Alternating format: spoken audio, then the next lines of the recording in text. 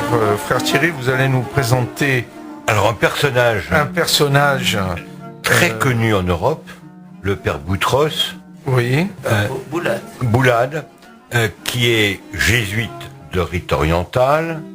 Vous vivez au Caire, mon père, et racontez un peu peut-être l'histoire de votre famille qui vous a amené à vivre en Égypte. Nos racines sont... Nos racines sont syriennes, de Damas. Il y a un petit quartier dans le vieux Damas qui s'appelle Boulad et qui est non loin de la maison d'Anani qui a guéri Saint Paul de sa cécité. Alors, je pense que notre présence là-bas date de nombreux siècles. En 1401, Tamerlan a conquis Damas et il a déporté les têtes ou les chefs de la famille Boulad qui avait le secret de l'acier, un acier très spécial et très connu. À ce moment-là, les Boulad se sont tournés vers la soie, qui est une autre spécialité damasquine. Et en 1860, il y a eu un massacre qui a duré 9 jours, en juillet 1860, où 20 000 chrétiens ont été massacrés.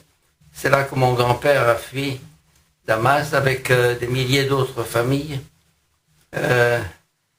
qui, entre parenthèses, avaient été protégées des massacres par un musulman qui s'appelle l'émir Abdelkader. Ah oui, Oui. les fameuses... Oui, d'Alger. C'était un Saint-Simonien, paraît-il. Franc-maçon. Comment? Franc-maçon aussi. Franc-maçon aussi. Et donc mon père est né à Alexandrie et moi-même et ma famille, nous sommes nés là-bas. Actuellement, depuis Nasser, c'est l'exode dans un autre sens, vers le Canada, l'Australie ou l'Europe.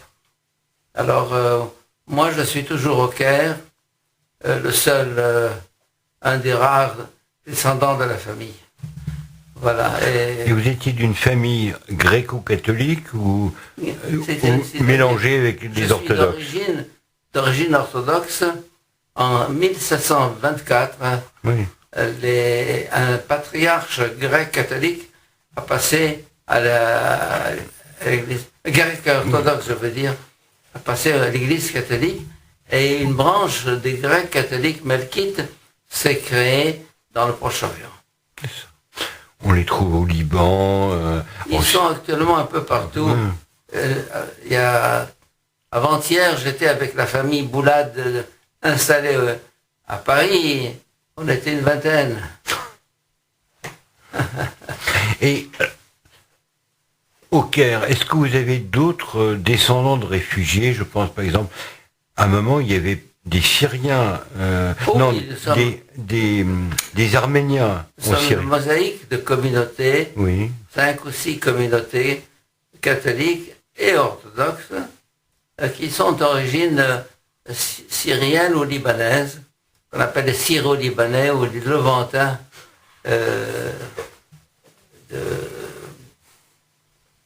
Et voilà. Nous avons toujours eu une vocation de nomades, de migrants.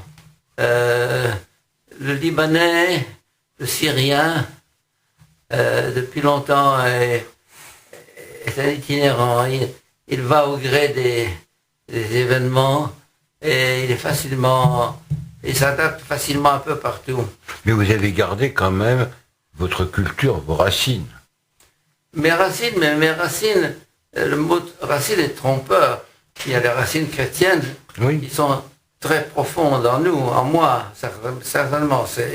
Pour moi, la foi chrétienne fait partie de mon identité profonde. Mais les racines culturelles ont basculé dans la direction de la France, qui avait des établissements français, francophones, dans tout le Moyen-Orient. De nombreuses écoles en particulier. Les écoles, justement. Et c'est là que l'élite de la société, de nos sociétés proches orientales, a été formée. Et quelle que soit la confession. Et quelle que soit la confession, il y avait, moi dans ma classe, j'avais aussi des juifs et des musulmans. Nous étions une quinzaine de nationalités différentes quand j'étais petit. Donc au Caire, vous n'avez dans vos fidèles que des descendants de familles de réfugiés en quelque sorte. En tant que Levantin, oui. Les Coptes catholiques ou les Coptes orthodoxes, eh ben, ce sont des autochtones. Ils ne sont pas, ils ne viennent pas d'ailleurs. Dès qu'on est Copte, disons que la majorité, ce sont des orthodoxes. Les catholiques ne sont qu'une toute petite minorité qui a juste 2 siècles d'existence. Quels sont vos rapports avec les autres communautés chrétiennes aujourd'hui? Disons que le rapport des églises entre elles est cordial, mais distant. On se fréquente pas beaucoup. On a dépassé le stade d'opposition ou de rejet. On est actuellement assez cordial.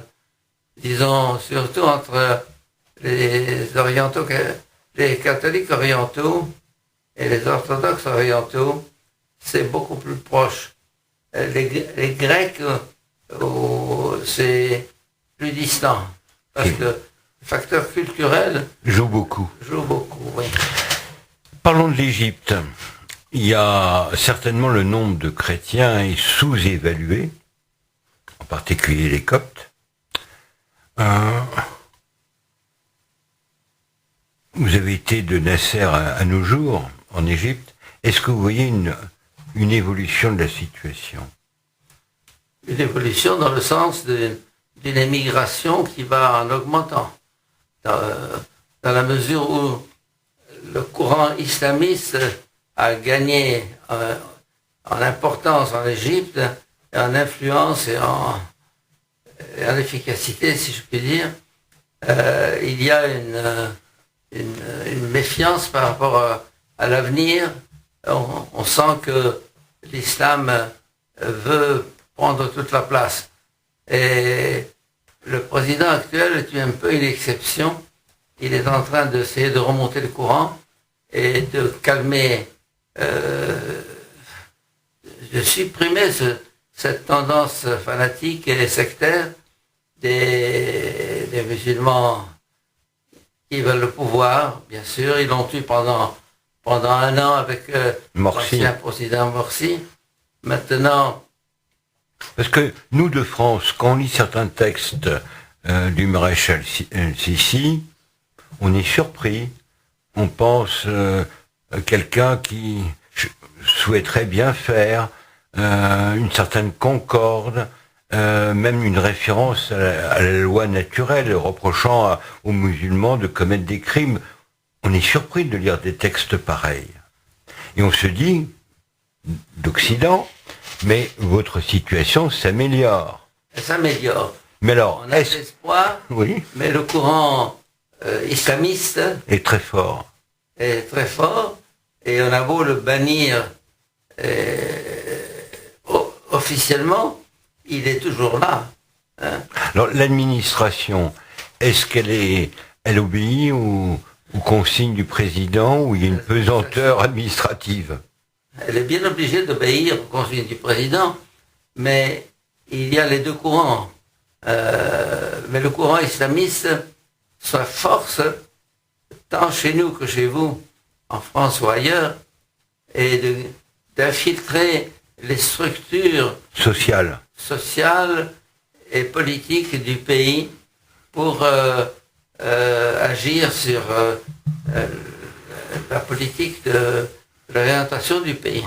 Alors, autrefois, pour construire une église, il fallait des démarches infinies, et très rarement vous obteniez satisfaction. Voilà. Est-ce qu'il y a un changement? Il y a Moi, un changement. j'ai été surpris quand le président a proposé de construire une grande église pour les martyrs qui ont été assassinés. Dans la nouvelle capitale. C'est ça. Et ça, c'est un geste très beau, mais il est plus spectaculaire que réellement efficace. Mais il faut bien dire qu'il a, reconnu plus de 1000 églises, 1500 églises qui fonctionnaient sans permis officiel et qui sont autorisées maintenant à pratiquer le culte, mais le problème est souvent non pas d'ordre administratif ou officiel, c'est le peuple qui réagit dès qu'il voit une église ou des chrétiens prier dans un appartement. C'est la révolution, le massacre, ils brûlent, ils cassent. Sauf dans les villages où intégralement chrétiens, comme... Oui, ça c'est... Mais les autres sont tout le temps menacés. Et... Je vais poser une question. Au temps de Morsi, et un peu avant, il était assez fréquent que des jeunes musulmans enlèvent une jeune fille, 13-14 ans, on l'amène devant deux témoins, on prétend qu'elle a prononcé la shahada, les parents avaient beau pouvoir porter plainte, rien à faire. Est-ce que ces injustices-là ont cessé? Je pense à diminuer, mais je ne jurerai pas que ça n'existe plus. Disons que les frères musulmans ont tellement pénétré. Heureusement que l'armée est exempte de cette infiltration des frères musulmans.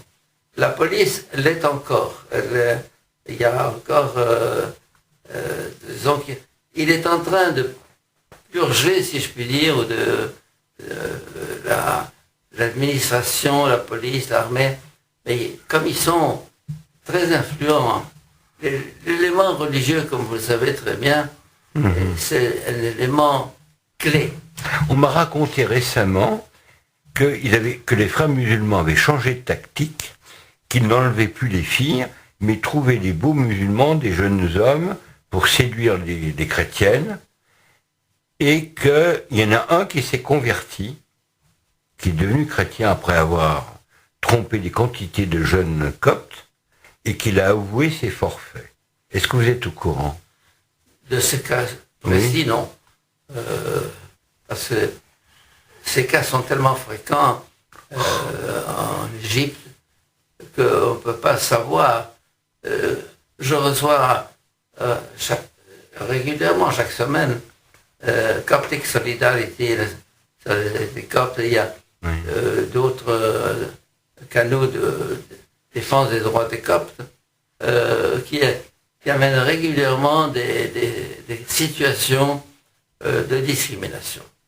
Et massivement, ça a beaucoup diminué, mais il reste encore que on n'est pas au bout. On n'est pas au bout parce qu'ils sont coriaces. Les frères musulmans sont coriaces. Quand ils veulent quelque chose, eh bien, ils l'obtiendront par tous les moyens. Je vois en France la manière systématique dont ils avancent leur pion. Alors justement, je vais vous interroger là-dessus. Vous vivez en terre musulmane, ou même si c'était autrefois une terre chrétienne, une terre où les musulmans sont très nombreux. Vous venez en France, qui était autrefois un pays chrétien. Quel est le regard que vous portez sur notre pays? Eh bien, très inquiet par rapport à cette mainmise progressive d'un islam qui se veut conquérant, qui est conquérant, qui se déclare conquérant, sans aucune, fausse honte.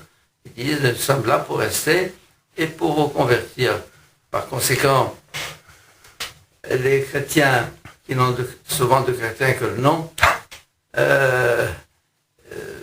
se disent au fond, musulmans, chrétiens, tout ça, ça n'a pas beaucoup d'importance. Alors je vais vous poser une question, mon père. Je pense que dans votre pays, ce serait même pas imaginable. De plus en plus, en France, on réunit des catholiques avec des musulmans pour prier soi-disant ensemble la Vierge. Vous êtes au courant? Je suis bien au courant, bien sûr. Alors, d'après vous, est-ce que c'est un moyen qu'ont les musulmans de se servir de quelques prêtres ignorants pour islamiser notre pays? S'il ne s'agissait que de quelques prêtres ignorants ou islamisés, Ou d'admitrés? mais quand je parle de prêtres, je parle surtout de mitrés. Voilà, d'admitrés. Si vous voulez, il y a une naïveté monumentale par rapport à l'islam de la part de l'Église catholique, qui est sanctionnée par Rome et qui est voulue dans le sens de Nostra Aetate, qui ouvre les portes au dialogue. Mais comme c'est un dialogue piégé à sens unique, Pourtant, Benoît XVI avait rappelé qu'on pouvait avoir avec les musulmans un dialogue culturel, mais pas religieux. s'il est religieux, qu'il soit dans la vérité. Moi, Oui, j'appelle, mais est-ce possible, d'après vous? non. C'est-à-dire que Parce qu'un vrai musulman vous dira, ah, très bien, vous Non. venez avec votre évangile, mais votre évangile est trafiqué. Ils vont prétendre que c'est eux qui ont le vrai texte. disons que le dialogue islamo-chrétien a échoué lamentablement depuis 60 ans. C'est-à-dire depuis qu'on a ouvert la porte à la main tendue vis-à-vis des musulmans.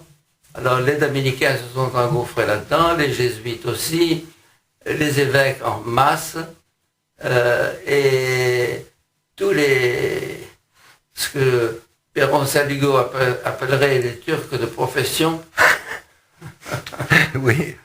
ce sont... Alors,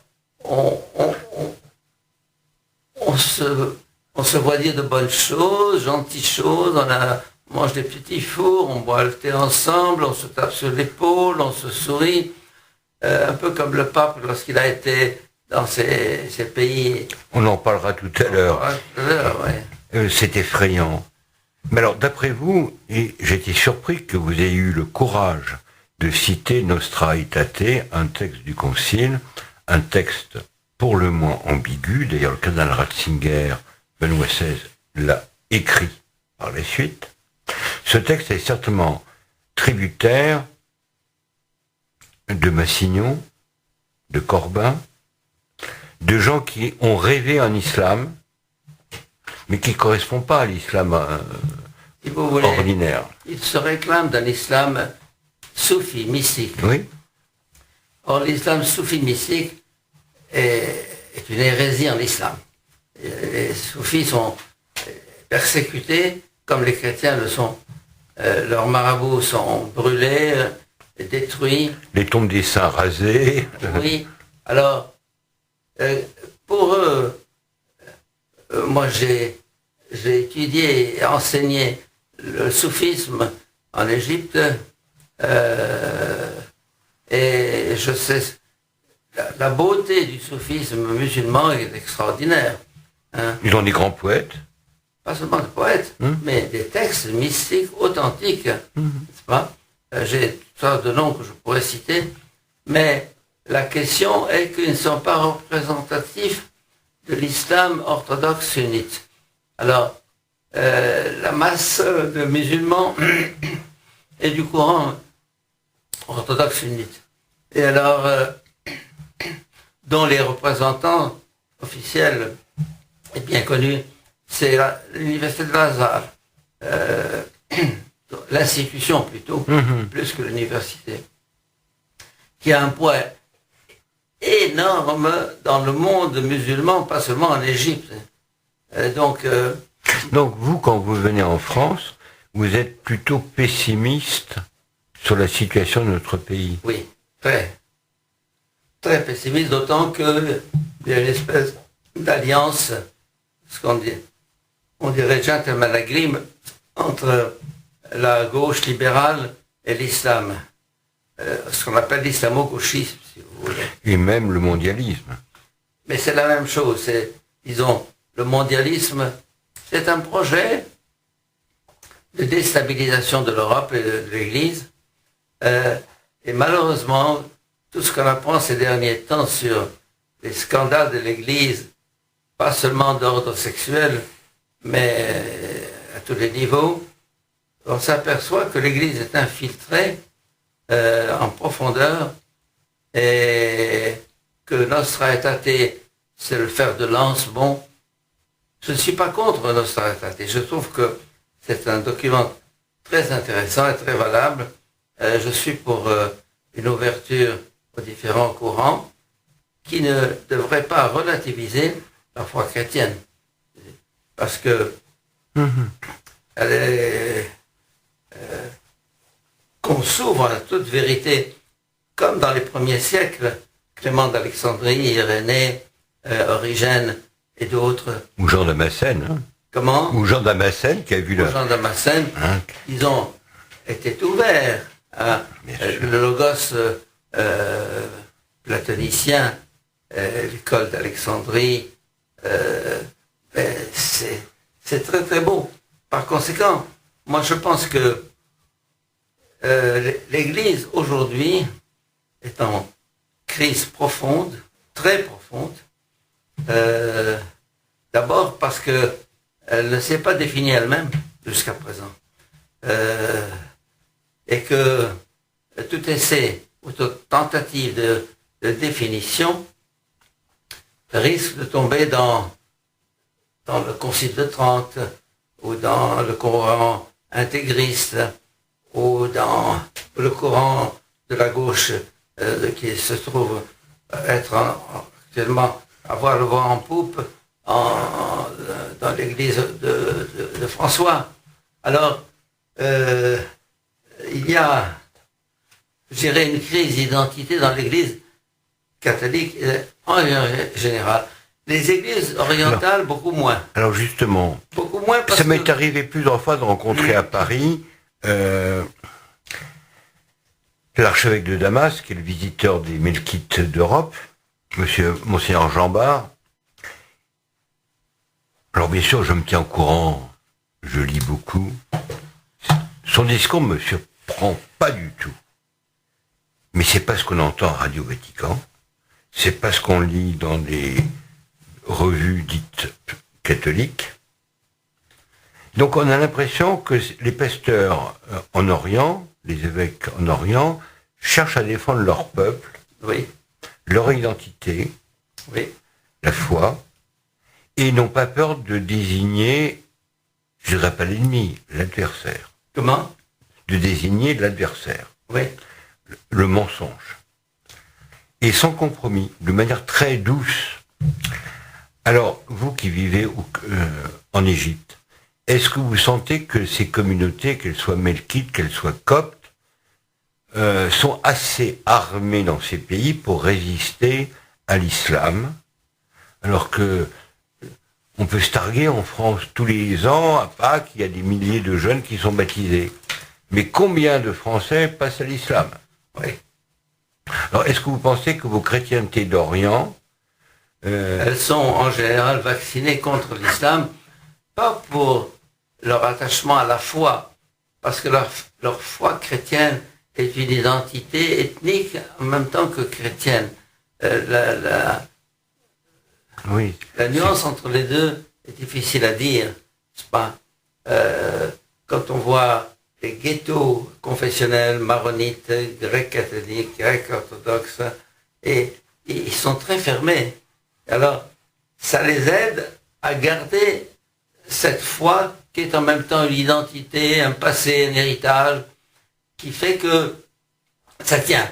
Il y a très très peu de membres de cette communauté.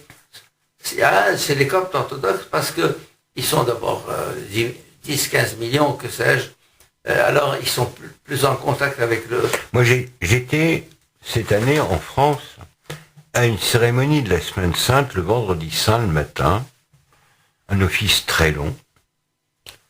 Et j'étais surpris, non seulement qu'il prenait quelques phrases en grec, on voit bien la racine de patriarcat d'Alexandrie. Mais qu'est-ce que j'ai remarqué? Des familles très nombreuses. 7, 8 enfants. Des gens fervents, connaissant les psaumes par cœur. Alors je donne par charité, vous voyez, une fois par semaine, des cours de français à une petite copte qui vit en France, dont la tante est religieuse en Égypte, copte orthodoxe.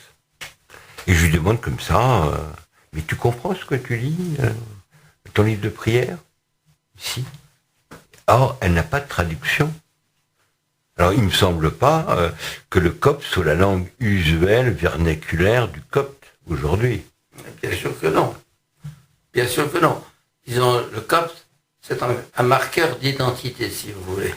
Mais d'après ce qu'on m'a dit, ils ont une sorte d'école le dimanche où les prêtres leur apprennent la langue liturgique. Oui, j'ai connu un type qui voulait qu'on parle à table en copte. Oui, bon, ça... Je ne sais pas dans quelle mesure les enfants ont suivi, mais c'est utopique, c'est un peu... Mais par contre, j'ai vu oui, une petite gamine qui est Oui, en CM2, elle lit ses prières, elle comprend. Oui, elle comprend, parce que bon, on finit par savoir que laïcos, c'est des filles Seigneur, pour en pitié, mais souvent d'ailleurs, pour eux, le grec, c'est du copte. Ils s'imaginent que le grec, c'est du copte. Agios Sotheos, hein, pour eux, c'est du copte. Alors, mais peu importe.